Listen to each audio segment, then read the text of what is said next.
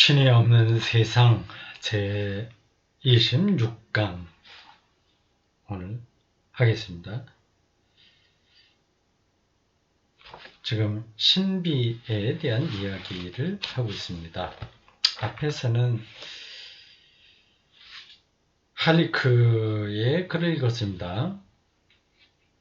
깊이에 이르는 길 이렇게 되어 있습니다. 신비를 이야기하는데 그 할리크는 깊이 이르는 길이라고 하는 제목을 달고 썼습니다. 이제 안셀름 그린의 글입니다. 무엇이라 형용할 수 없는 것의 체험. 이런 것들을 좀 허황한 거야. 현실적이지 못해. 이렇게 생각하는 분들도 계시겠죠. 그러면 조금 곤란합니다. 적절한 표현이 안 나오네. 없네요. 그 구구단만 알고 있는 초등학교 아이들에게 미분과 적분이라는 수학은 그건 이제 신비로운 겁니다.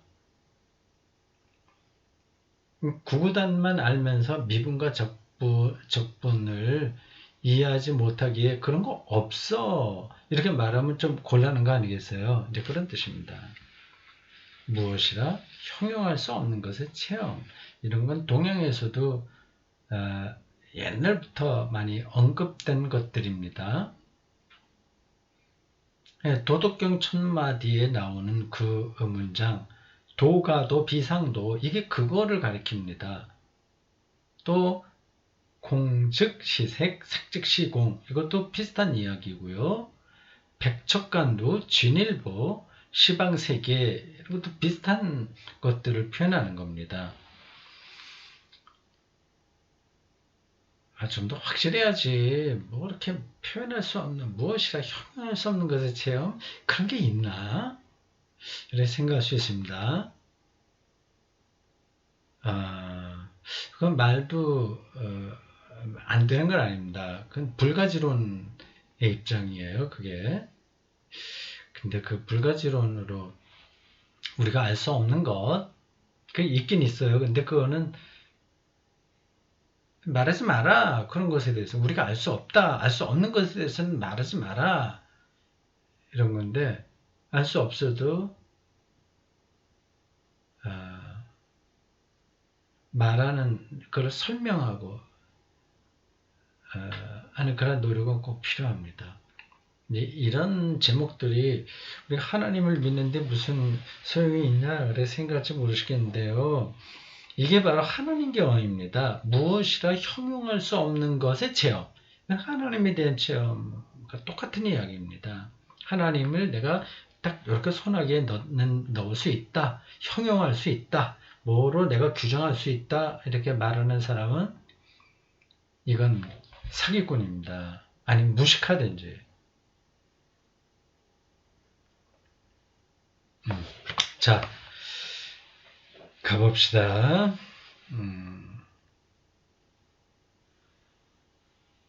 무엇이라 형용할 수 없는 것의 체험.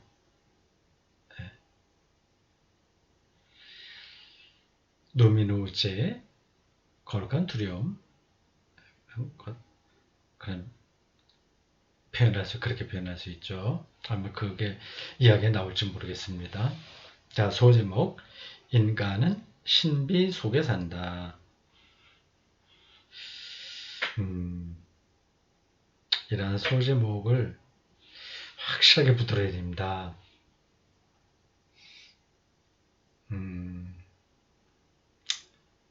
인간은 신비 속에 산다.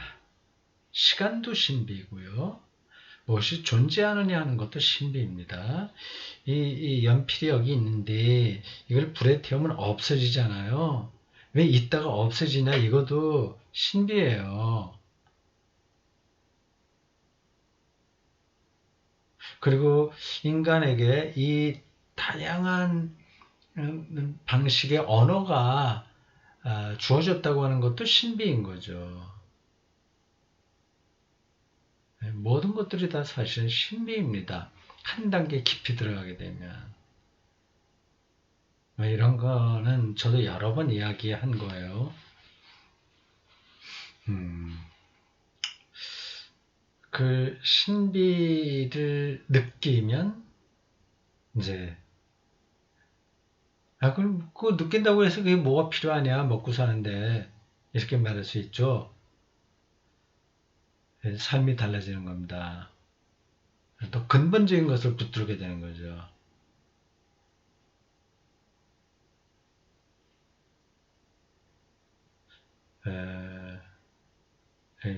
그 정도까지만 얘기하고 나가봅시다. 이 사람의 이야기를 일단 따라가겠습니다. 칼 라너는 이제 이 사람 이름이 여러 번 나왔으니까 여러분들 기억하시겠죠? 로마 가톨릭 가장 유명한 현대 신학자라고 할 수 있습니다. 칼 라너, 물론 독일 사람이죠. 물론 이미 오래전에 죽었습니다. 20세기에서 활동하던 사람이죠. 2000년대 되기 전에 죽었죠. 정확한 횟수는 제가 잘 모르겠습니다. 칼 라너는 항상 신을 불가해하고 형언할 수 없는 신비로 말한다. 신비, 이 독일어로 하면 미스틱 이렇게 표현되어 있겠죠. 신비에 열려있는 인간은 신비를 신과 동일시하지 않을 때조차 신에 대해 열려있다. 불가해한 신, 우리가 다 이해할 수 없는 존재라는 뜻입니다. 그래서 하나님은 종말론적인 차원에서 자기를 계시하시는 분이다. 이렇게 말하죠. 그 종말에 우리가 가지 않았으니까 다 이해할 수 없는 겁니다. 이 불가해한 신은 우리가 대단히 많은 신학적인 인식을 얻거나 대단히 깊은 신비적 체험을 할 때도 여전히 신비로 머문다. 신학적으로 아주 뛰어난 사람이 되어도 하나님을 다 알 수가 없어요. 신비로 남습니다. 인간은 본질적으로 신비 앞에 산다. 그거를 철저하게 느끼는 사람이 있고 어렴풋하게 느끼는 사람이 있고 아예 무관하게 사는 사람이 있습니다. 무관하게 살아도 뭐 그런 대로 한평생에 살면 되죠. 그리고 인간은 열정적인 망아 상태에서 자기를 망아 엑스타시를 가리키죠. 자기 잃어버린다. 자기를 상태에서 절대적 신비를 경배하면서 거리낌 없이 받아들일지 아니면 반유실론적으로 있을지 결정해야 한다. 아테이스티시라고 독일어로 달아놨군요.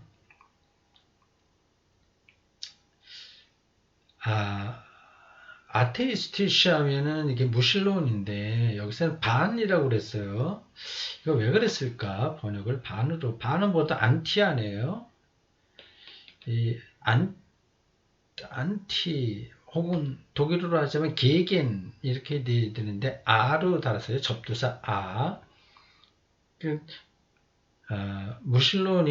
유실론은 테이즘이라고 하고 무신론은 아테이즘이라고 하잖아요. 그럼 아는 무라는 뜻인데 여기서는 반으로 해놨네요. 왜 그런지는 잘 모르겠습니다. 라너는 사색과 질문 속에서 인간을 즉 눈앞에 있는 존재자를 언제나 이미 초월하여 신을 향한 존재라고 정의한다.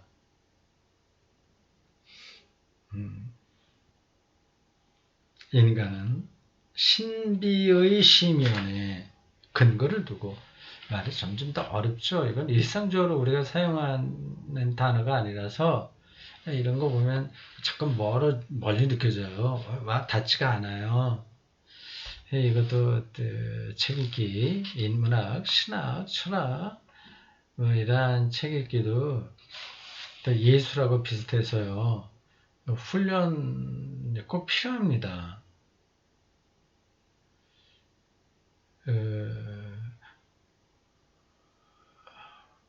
훈련이 없어도 되긴 하는데 그건 천부적으로 갖고 태어난 사람에게 가능하고 어느 정도만 알면 된다 하면은 괜찮은데 그 말을 깊이 있게 따라가려면 공부가 좀 필요합니다.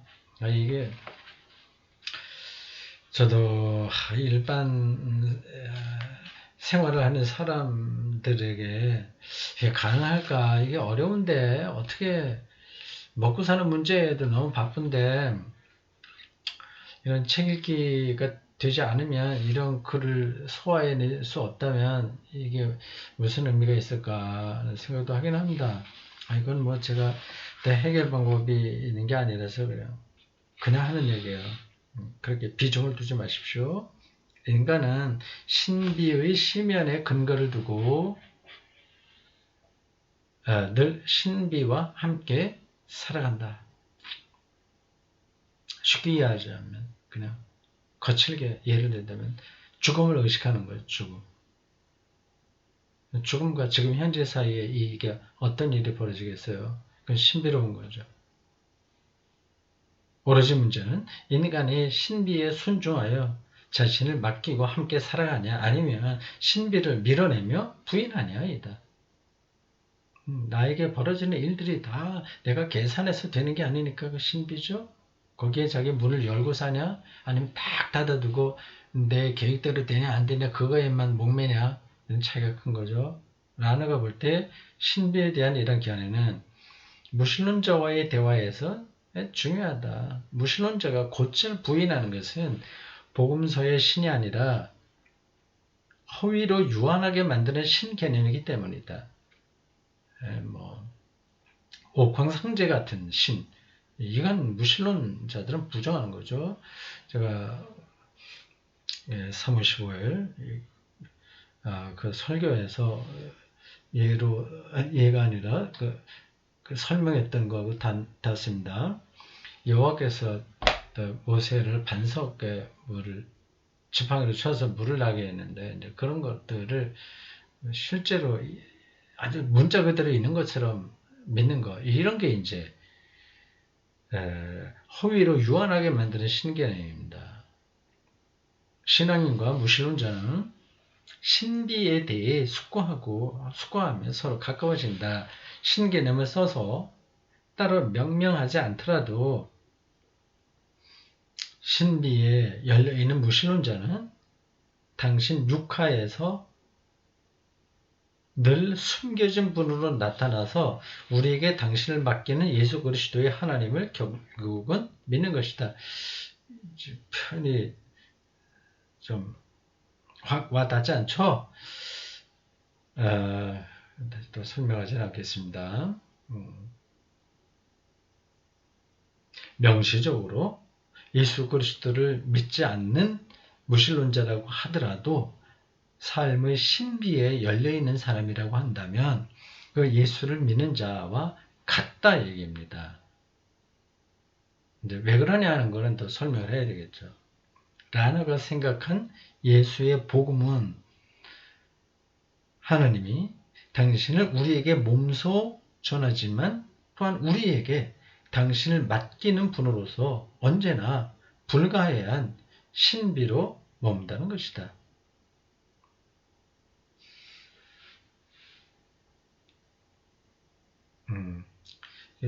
여기서 이렇게 표현하니까 좀 신비는 구체적인 게 아니라 좀 허무한 거네. 눈에 보이지도 않고 확실하게 붙잡히지도 않는데 너무 관념적인 거네. 이렇게 생각할 수가 있어요. 네, 그건 아닙니다. 그 예수 사건은 우리가 다 할 수 없는 하나님의 구원 능력이다. 그 뜻입니다. 그러니까 신비인 거죠. 신비라는 말은 막연하다는 게 아니라 더 깊은 어떤 것을 거기에 담고 있다는 뜻입니다. 더 들어가야 되니 지금까지 아는 것만 갖고는 내가 다 안다고 떠벌릴 수가 없는 거죠.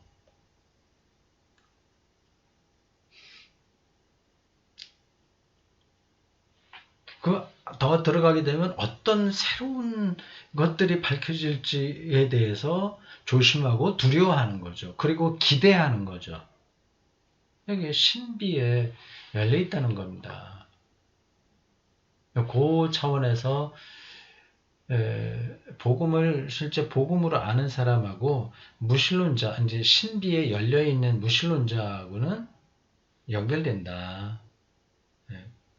그 얘기입니다. 동의합니다. 침묵의 내적 공간으로 들어가는 길. 침묵. 이제 언어와 문자로 다 밝혀낼 수 없는 차원이 있다는 뜻입니다. 이 침묵은. 인간 영혼의 깊이에 이르는 길은 신앙인과 무신론자가 같이 할 수 있다. 같이 갈 수 있다. 영혼의 깊이. 같이 갈 수 있다. 신앙인과 무신론자는 깊이의 체험을 다양한 방식으로 해석할 것이다. 나에게 이 길은 나의 온갖 감정을 통해 영혼의 바닥에 이른다. 영혼의 바닥.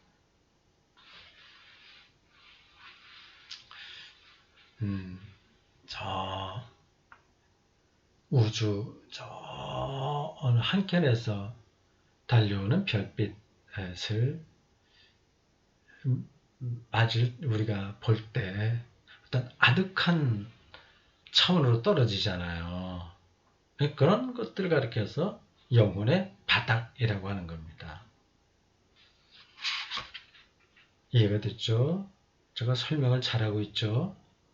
이러한 용어들을 실질적인 것으로 잘 이해하고 또 설명할 수 있어야 됩니다. 자칫하면 그냥 막연한 것으로 떨어져요. 영혼의 바닥? 영혼? 기독교인들이 영혼이 뭔지도 잘 모를 거래요. 그냥 영적이다, 뭐 영혼 구원 받는다 말을 하는데 그게 어떤 건지 머릿속에 잘 정리가 되지 않습니다.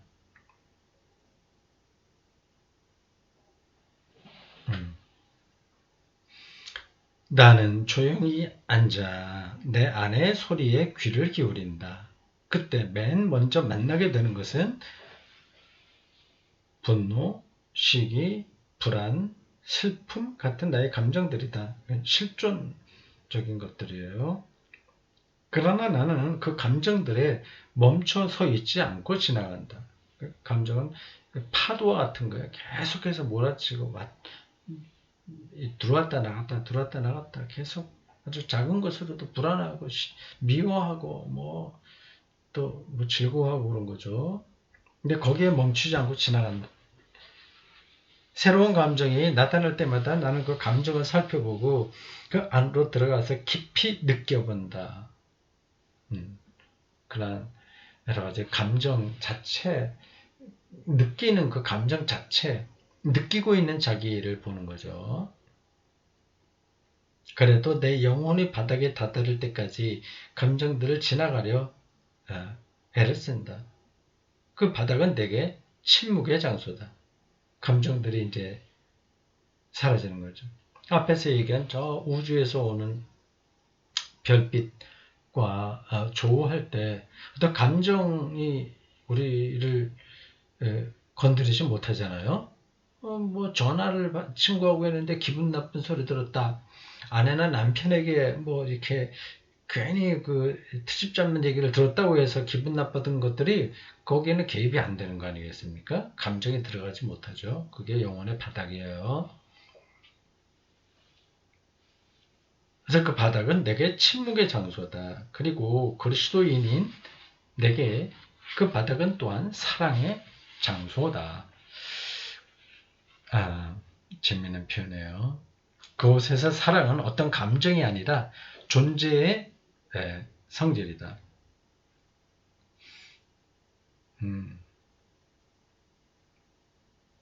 존재의 성질, 자인, 있음. 감정들을 지나 영혼의 바닥에 이를 때까지 내 동반자는 예수 기도다. 나는 온갖 감정에 대고 말한다. 주님이신 예수 그리스도, 하나님의 아드님, 저에게 자비를 베푸소서. 나는 이 기도를 호흡과 연결한다. 숨을 들이쉬며 주님이신 예수 그리스도라고 하고 내쉬며 하나님의 아들 저에게 자비를 베푸소서라고 말한다. 나는 숨을 내쉴 때 이 말이 나를 영혼의 바닥으로 이끄는 모습을 마음에 그린다. 초기 수도자들은 이 말이 하나님의 말 없는 신비에 이르는 문을 열어준다고 말했다. 내 영혼의 바닥에 있는 말 없는 신비는 나를 모든 영혼의 바닥에 있는 곧 무신론자의 영혼의 바닥에도 있는 말 없는 신비와 연결한다. 나는 말 없는 신비 속에서 모든 사람과 또한 신을 믿지 않는 사람들과 하나가 됨을 느낀다. 이 속에서 나는 신앙과 불신앙 사이, 체험과 비체험, nicht Erfahrung 사이의 솟은 산이 얼마나 작고 하찮은지 느낀다. 어떤 이야기를 하는지는 좀 전달이 됐죠. 그 영혼의 바닥에 들어가게 되면 감정들은 다 지나갔고요. 또 예수 믿는 사람이냐 아니냐는 그런 차이, 그런 것도 지나갔고요. 체험과 비체험, 이건 여러 가지 종류의 체험, 지식의 많고 좀 그런 것도 다 사이에 뭔가 경계가 있는데 그런 것도 다 사라지는 겁니다. 앞에서 이야기한 다시 그 별빛 우주하고 자기가 맞닿아 있다는 가느다란 그 빛을 통해서 되는 일인데 그거를 리얼하게 느낄 때는 사람이 기독교인이냐 아니냐, 뭐 잘난 사람이냐 아니냐, 어떤 체험이 있냐 없냐 그런 것도 다 없어지는 거죠. 그냥 존재하는 것이 모든 것이 되어버립니다.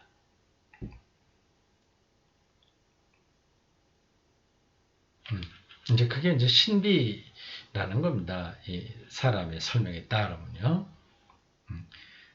그 칸막이, 산, 가로막는 담 이런 것들이 하찮게 느껴지는 그 차원인 거죠. 나는 한 선승과 대화를 나누는 가운데 깊이로 들어가는 이 길에 함께 다다랐다. 선승이요. 선을 중심에 두는 승려를 가리킵니다.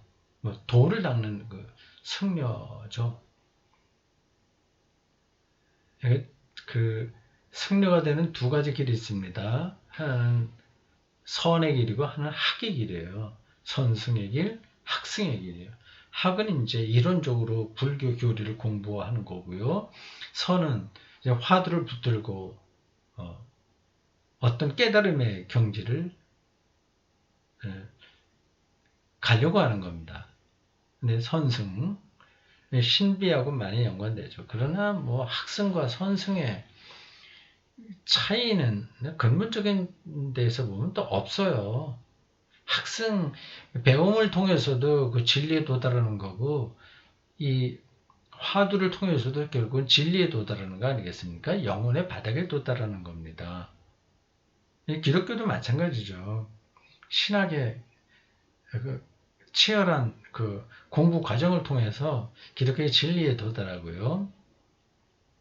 기도와 경건 훈련을 통해서도 거기에 도달하는 거죠. 이 사실은 같이 가는 게 최선입니다. 어쨌든 여기는 선승 전통에 연관된 사람과의 대화입니다. 선승에게 영혼의 바닥에 있는 곳은 공의 장소다. 공과 세계 관계예요. 다 비어 있어요. 맞는 얘기죠. 미시의 세계도 다 비어 있죠. 양자역학에 이르러서 이게 더 신비로운 물리의 세계가 열리고 있습니다. 불교 신자들은 이 장소를 더 자세히 묘사하길 거부한다. 그래도 그들은 공을 신비에 곧 신에 열려있는 장소로도 생각한다. 그들은 그 신을 명명하지 않는다. 이름을 붙이지 않는다. 그런 점에서 그들은 무신론자들에 더 가깝다. 이 장소를 말로 표현하든 않든 또한 어떤 식으로 묘사하든 아무 상관없다. 관건은 저마다 체험하는 것이다. 공을 체험하는 거죠. 아무것도 없다. 얘기인데 허무주의하고는 다른 거죠. 이게 공, 그거를 리얼한 걸로 보는 거죠. 이런 것들이 어떻게 들으면 말장난이야 이렇게 느껴질 수도 있습니다. 근데 그렇지 않아요.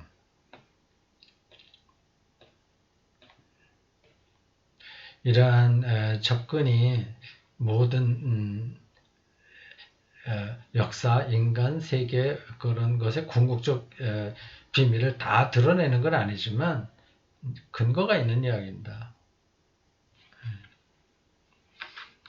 나의 온갖 감정과 상념을 다 지나간다면 그 다음에 나는 무엇을 만나게 될까?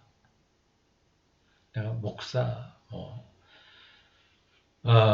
아버지로서 남편, 남자, 한국 사람이라고 하는 나를 규정하는 그리고 그 외에 많은 것들 다 지나가고 또 깊이 내려가서 영혼의 바닥에 이르면 공인데 뭘 만나게 될까? 단지 내 삶의 역사, 즉 내가 받은 상처나 이룬 성과일까?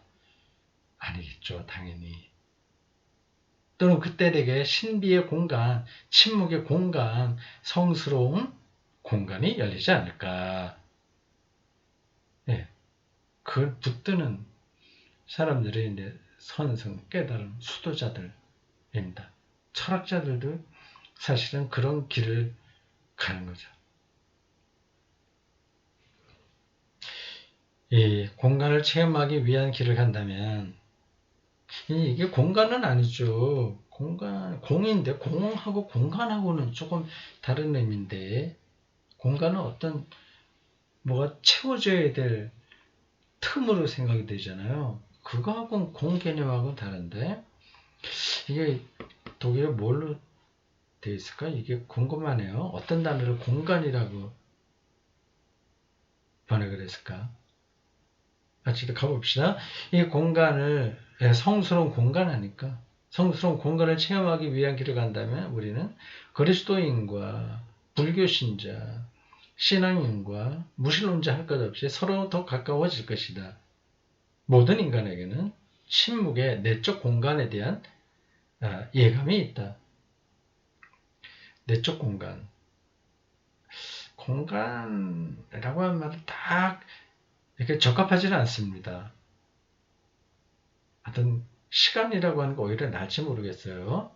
내적 시간, 내적 힘, 내적 세계.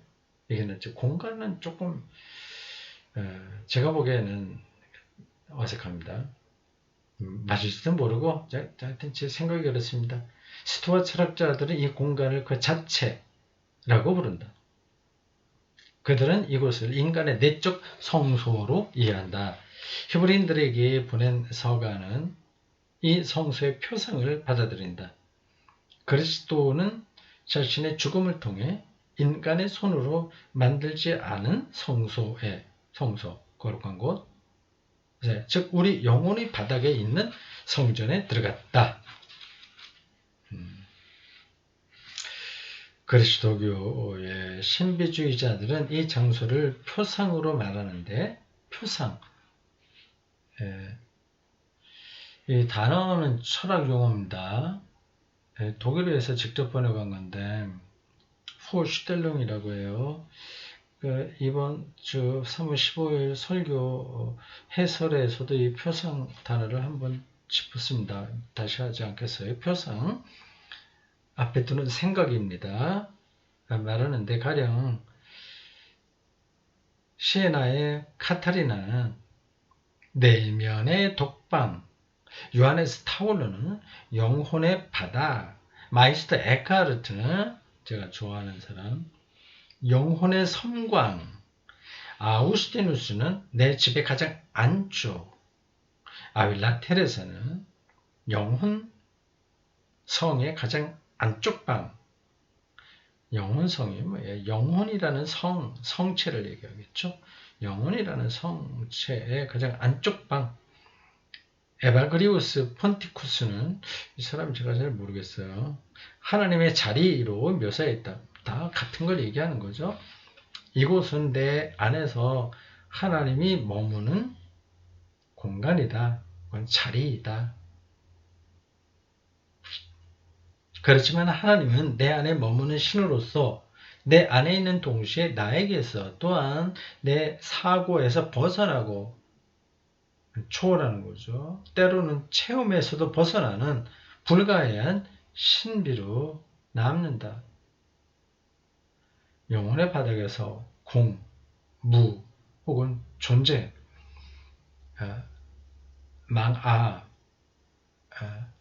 저 우주에서 오는 별빛과의 조우에서 느끼는 그 아득함, 모든 것들이 어떤 경험도 개입될 수 없는 그 차원이 경험되는데, 그게 이제 신비, 하나님 경험의 자리인데, 그걸로 하나님이 다 이해되는 게 아니라는 겁니다. 더 넘어서니까 신비라고 하는 거죠. 오늘 여기까지 할까요?